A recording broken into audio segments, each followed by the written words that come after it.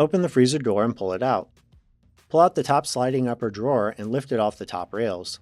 Set it aside. With both hands, slightly pull the freezer door upward to lift it out of the bottom rails and remove it.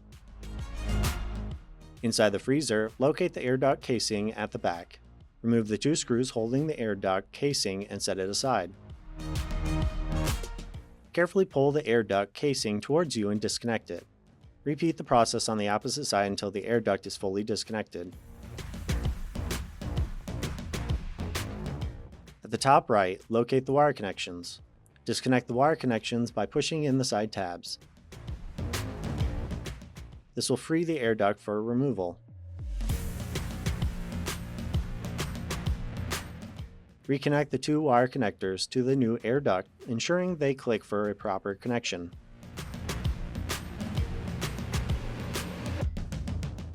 Starting at a side of the air duct, push the panel back into place, making sure you hear the tabs popping back into place.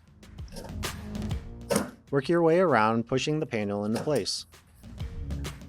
Install the 2 screws, making sure you don't over-tighten, as this may damage the new air duct.